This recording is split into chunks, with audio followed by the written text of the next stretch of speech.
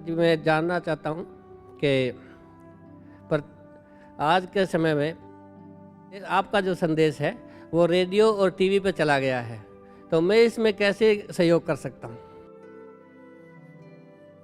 TV चालू करो, हाँ जी, और टीवी नहीं है तो रेडियो चालू करो। हाँ जी। अब यही बातें,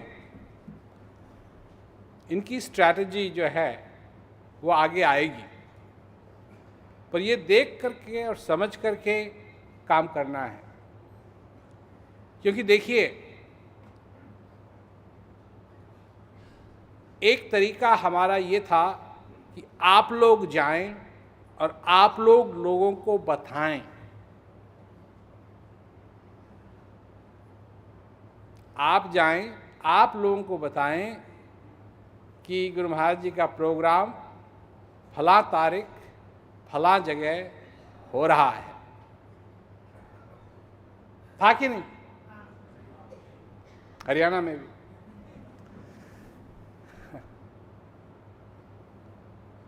पर एक संभावना है जिसमें ये करने की जरूरत न हो, क्योंकि जब हम टीवी पे भी आना शुरू किया हमने, तो वो ओपन चैनल नहीं थी, सब्सक्राइब चैनल थी, एक चैनल थी।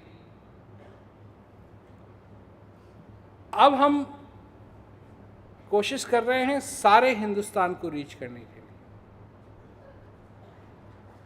सारे हिंदुस्तान को रीच करने के लिए। और अब तो थोड़ा बहुत बदल भी रहा है, परंतु उस जमाने में तो हिसाब बिल्कुल ऐसा ही था। परंतु मतलब जो कहना चाहते हैं लोग कह देते हैं, ये इसलिए हो रहा है, ये इसलिए हो रहा है, ये इसलिए हो रहा है, ये इसलिए हो रहा है, ये इसलिए हो रहा है। परंतु सच बात ये है कि ये माहौल बदल रहा है और हम डायरेक्टली लोगों तक पहुंच सकते हैं। अभी काफ़ी सारे इंटरव्यू हमने किए नहीं हैं, अभी होने वाले हैं।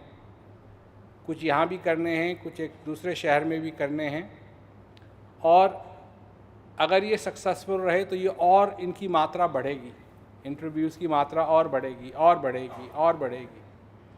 और अगर एक नया प्रोग्राम और आने वाला है, वो अभी आया नहीं है पर आने वाला है, उसकी पहली लॉन्च डेट अभी सक्सेसफुली डिस्कस नहीं हुई है, परंतु वो है वर्चुअल इवेंट। और वर्चुअल इवेंट एकदम इवेंट की तरह होगा, परंतु वो मैं एक जगह से करूँगा, हॉल में नहीं, एक जगह से करूँगा और वो सारे संसार तक पहुँचेगा। और उसकी एडवांटेज ये होगी कि जब वो लाइव हो रहा है तो आप लाइव सुन सकेंगे, और अगर आपके टाइम जोन में नहीं हुआ तो आप उसको 1 घंटे बाद, 2 घंटे बाद, 1 दिन बाद, जैसा भी आपका टाइम जोन है, आप उसको सुन सकेंगे। तो अभी तो पहले वाला तो हम अंग्रेज़ी में करेंगे, परंतु वो सबसे बढ़िया बात यह है कि जो लोग हिंदुस्तान में भी हैं उसको सुन सकेंगे, और फिर उसको हिंदी में भी चालू करेंगे। और क्या कहते हैं, धीरे धीरे ये ऐप भी, क्या कहते हैं, कुछ लैंग्वेजेस हमने सेलेक्ट किए हैं हिंदुस्तान के लिए, और उनमें भी इनका अनुवाद शुरू हो जाएगा, तो बहुत अच्छा रहेगा सब लोगों के लिए। तो जो तौर तरीके आपके थे पहले काम करने के, हो सकता है कि वो तौर तरीके आगे काम न करें, परंतु एक बात याद रखिए कि जो भी होगा, मुझे पूरा पूरा विश्वास है कि उसमें आप लोग सेवा, सहायता, योगदान कर पाएंगे।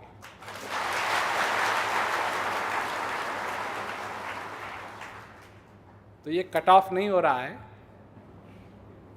जो कुछ भी होगा उसमें आप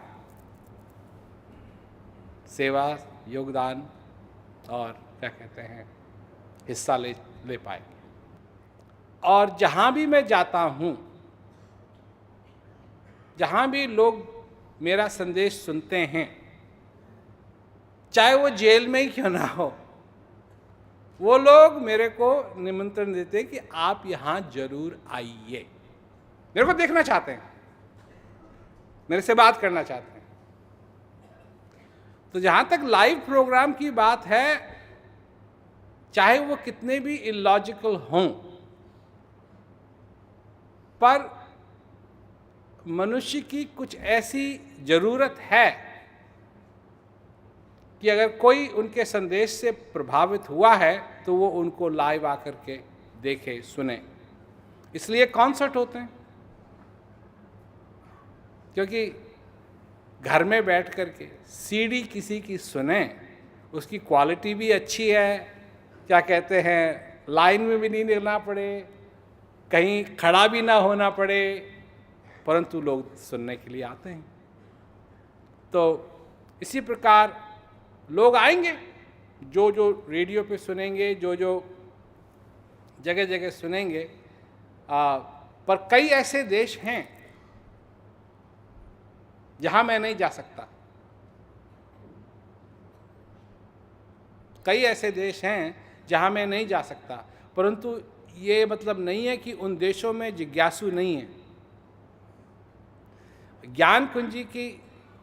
ज्ञान कुंजी होने की वजह से उनको उन देशों में भी ज्ञान हो सकता है। और क्योंकि वर्चुअल इवेंट आ रहे हैं, वो सत्संग में भी हिस्सा ले सकते हैं। जब वर्चुअल इवेंट्स आना शुरू हो जाएंगे तो जेल में भी जो लोग बैठे हैं वो जेल में रहकर भी उस लाइव इवेंट का पूरा फायदा उठा पाएंगे। तो ये सारी चीजें जो हैं, क्या लोगों के लिए संभव हो जाएगा अगर आप सोचें कि उन देशों में जिनमें मैं नहीं जा सकता हूँ, उन देशों में भी बहुत लोग हैं जो मेरी बात सुनना चाहते हैं, और क्या कहते हैं बहुत ही वर्चुअल इवेंट होने की वजह से वो नहीं आ सकते हैं सत्संग में, क्योंकि उनके धर्म के कारण या किसी और कारण बहुत पाबंदियां हैं। परंतु वो जब वर्चुअल इवेंट होना शुरू होंगे तो वो उसमें भाग ले सकें।